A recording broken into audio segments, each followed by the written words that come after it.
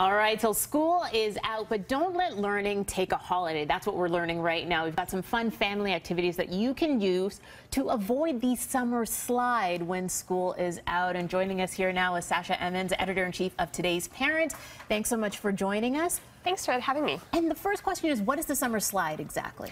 So a summer slide refers to when kids lose some of their academic skills because they're not in school for the summer.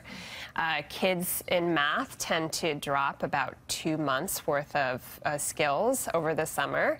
And the same thing can happen with reading as well. So the summer slide can be especially a big deal for kids who are already having trouble keeping up in school. If they haven't kind of kept up those skills in the summer and then they start school in September, then they're already behind, and they were behind in the first place. Right. So then they can really have a rough start to the year. Oh, okay, so with math skills, you lose about the real time, basically. You're off for 2 months, you lose 2.5.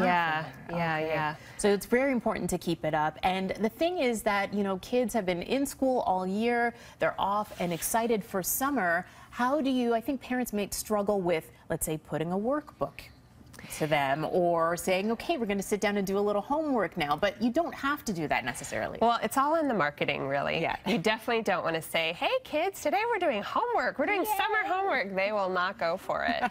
If you put workbooks and worksheets in front of them, most kids probably will not go for that.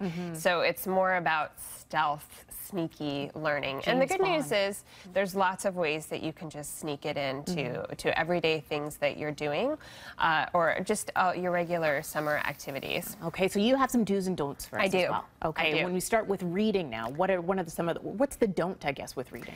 Well, so with don'ts, don't give them a prescribed summer reading list. I mean, it's great for them to read. In fact, a study finds that if they read 6 books over the summer, they can stem the summer slide as far as reading goes. So 6 books, that's about 1 book a week for the rest of the summer. You can do it.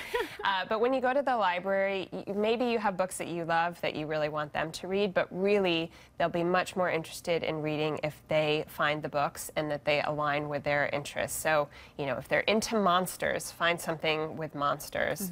If they're into video games, maybe find something that is related to that. They might be into fantasy, they might be into scary stuff, but really let them choose the books. They'll be much more likely to read those. And in the end, really, it's not so much the content as it is the fact that they are reading and they're interested in it and they're doing it and keeping it up. Absolutely. And if you're having trouble reading with them as well, reading a book together, maybe you take 1 page and they take 1 page, that's another way to kind of do something fun together. They're getting the time with mom and dad, but they're still reading. Okay. And you can also sneak reading in with games as well, like Boggle, still a great fun game to play that helps them with reading and spelling.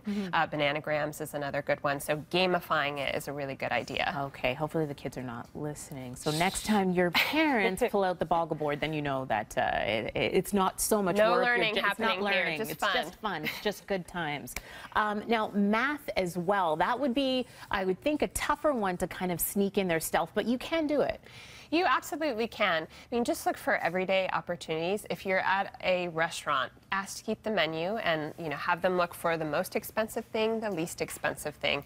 Give them 20 hypothetical dollars, and then they can figure out, what can I buy with $20? Let them figure out the tip.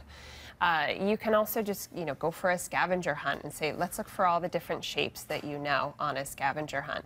So really, it's just working it into everyday life. There are some fun math games as well. I love dice games, Tenzi, Yahtzee. Those are really fun, Old Maid.